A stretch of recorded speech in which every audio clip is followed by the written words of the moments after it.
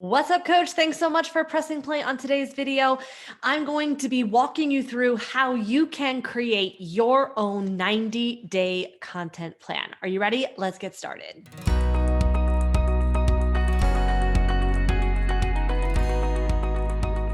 What's up, Coach? Beverly Simpson here, owner of BSimpsonFitness and the founder of the PT Profit Formula and PT Profit Podcast. Today, I'm walking you through how I build out my 90-day content plan and how you can do it too. So if you like this video, please hit like, hit subscribe, and tap that bell to be notified when the next latest and greatest video comes out. All right, let's dive in. Listen, I am super pumped for today's episode. In fact, I'm so energized because I literally just finished a phone call all about how we are going to take a client's business to $10 million. Literally, I get so excited about this. And honestly, it is the perfect time and perfect segue to go into what we're talking about today, because this is one of the things that we went over, which was how we build out a 90-day content plan. The reason why I also wanted to create it, universe is just so amazing in terms of the timing of how things work out. But the main reason why I also wanted to bring this up was because I posted a couple weeks ago on Instagram, or maybe 10 days ago, I said I had fully fleshed out 90 days worth of posts, and I did it in an hour. And my DMs were flooded from my clients to also my PT Profit Plus members asking me how I did it. And so I was surprised because I was like, wait, y'all, this is what we talk about. I do talk about this.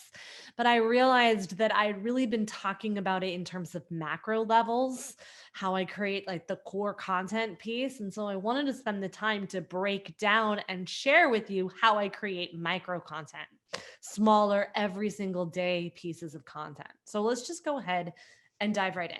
Now, first of all, before we get into this, I just want to highlight that one of the pillars of performance is the purposeful plan.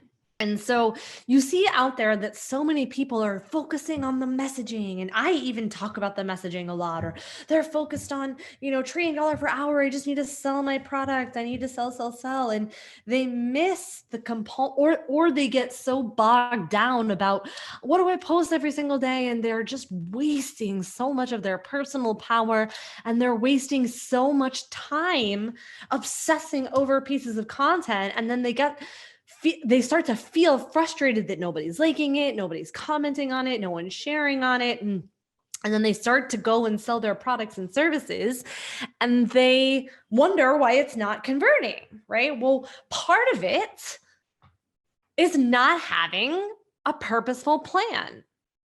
And if you feel like you're wasting so much time with wondering what am I going to create? What am I going to post? And then feeling frustrated when no one's liking it or commenting it, I get it. But having that plan in place is going to actually help you save time. And I know that sounds odd, but when you at least know what you're doing, that's going to actually help you automate it. And I don't have to tell you that automation is how we function. That 95% of what we do is done on automation. And so when we have that content plan, or we have that purposeful plan, that's where the automation is going to come in. And now it's kind of odd that I'm doing this on a podcast, because I do want to I would love to show you behind the scenes of how exactly I put this together. Because what I do is I always start with the end in mind, which is a concept from Stephen Covey. So let's just go ahead and dive right in. Meaning every 90 days, and my business works in 90-day cycles. So that means that every 90 day, I'm going to have a revenue generating activity.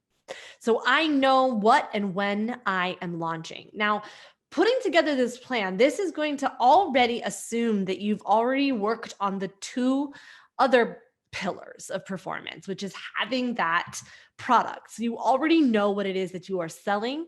It's not just your time, right? That's a whole nother podcast. And I think I've done multiple podcasts on it, but we already know what you're selling and you already have a clear message and a clear picture position on who it is that you're serving, what their problems are, what your unique mechanism is. And you already have a fundamental understanding of the main pillars of content or the main types of content out there. Okay. If you don't, no sweat. We'll link it up in the show notes. I actually have a whole podcast on the types of content that I'm creating. Okay. And the messaging and the pillars and all the topics. I have a whole thing underneath that. Okay. This is how I'm putting it together. This is how I'm moving people through a content experience based on where I want them to go. Because the other thing I posted the other day, which I got some DMs about it. People were like, "What?" Is that you hear most marketers out there telling you that people buy from people that they know, like, and trust. And I always joke about that because I'm like, is that really true? I mean, is that always true?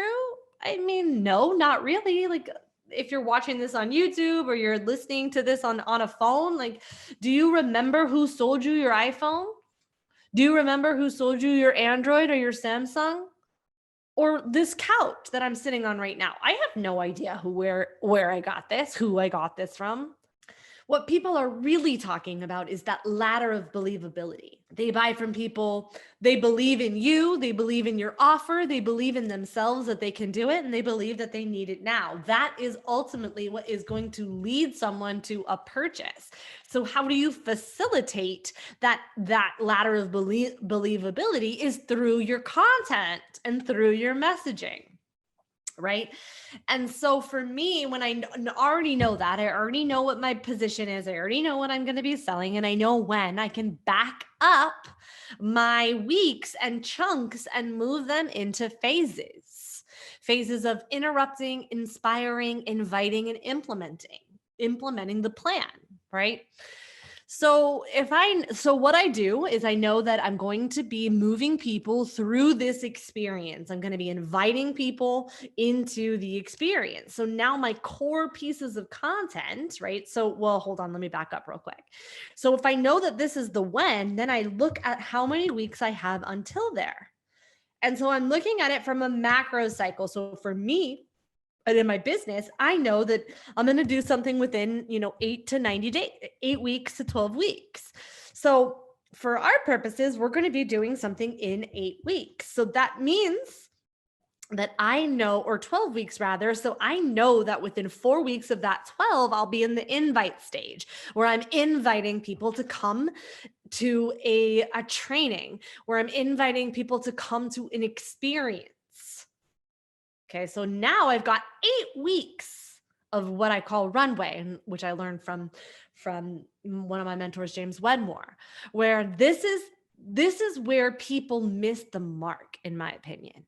People are so focused on the selling or feeling like, oh, I need to sell. I don't want to feel selling. They're just focusing on the sell, completely missing that there's 8 weeks of opportunity for you to move people through that ladder of believability. So this is what I teach my people to do, because it's more than just selling all the time. So especially if you feel like, oh, I don't want to sell all the time, right? Well, great. Now you're selling your perspective. Well, I personally operate from selling as a service, right? We can unpack that, and that's for another episode. We will unpack that at a later time. But I will be using those weeks of time to come up with core pieces of content that are going to move people through that ladder of believability. And so if I know that I've got 8 weeks, I'm going to pick 8 core topics depending on where I am in my phases. So if I'm in the interrupt phase, I'm at what people will call the top of funnel, meaning they've never heard of you before, and now you're trying to get in front of more people. That's what that top of funnel means. This is where I call the interrupt phase. This is where you're trying to create the content that and you're going after beliefs that the industry teaches people. What is going to get in front of more people? So if that's, I'm going to pick a piece of core content that's going to be focused around that. Now I tend to do it in terms of, if I know that I'm going to have 4 weeks in the interrupt phase, I'm going to say 4 core pieces are going to be my macro cycle. Then I start creating a micro cycle of content around that one piece. Now, what does that mean? So I'll give you a tangible example. This week, we're talking all about how to build your plan, and I'm shifting, going after the perspective that people think plans don't matter.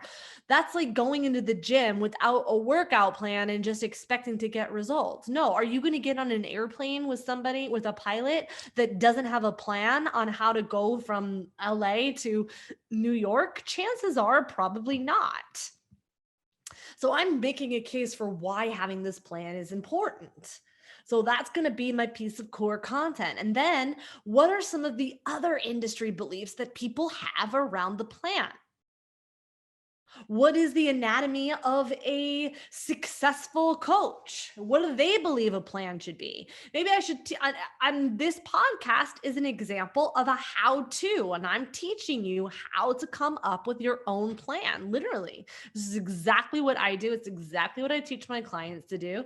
This is a how-to piece of content. Then I might create another piece of value add around like the interrupt phase. This is an example of what an interrupt phase is. This is why I created the interrupt phase. This is what it does. Then maybe I'll do a my story, or I tell you why I care so much about plans, and I'll create a piece. And I'm speaking specifically about Instagram, but this could live on Facebook. This could live on Instagram, but this is little micro pieces of content that are also polarizing because I want it to be shared. I want to get in front of more audiences. Maybe I'm going to spend some effort here networking and getting on some more podcasts so I can promote my guest appearances. This is where I'm going to be, these are the micro cycles around the big macro. And then next week, I'll have another core piece of content that's going to be around why just posting every single day isn't an actual strategy. So get ready for that, because I'm going to be talking about the power of persuasion and why that's important and when to recognize it. And I'll create some how-tos around that. I'll create some value adds around that. I'll create a micro cycle around that concept that's going to be heavily focused on polarizing pieces and getting you to think differently. I'll share client insights on like, hey, this client said that, they're hearing this because completely different because no one ever teaches it like this. Yes, absolutely. I know nobody teaches it like this because I've gone through so many other programs. Everyone's program? No, of course not. But many programs, I pay attention to what's happening in my industry. So I'm going to create little mini microcycles around the big macro concept. And then as I move into the inspire phase, this is where I'm going to shift gears. This is where I'm going to start to share, and it's subtle, right? And it ultimately comes down to the intention behind the post. Am I still going to have polarizing pieces, or, what Brandon calls thought reversals? Yes, because that's how I think.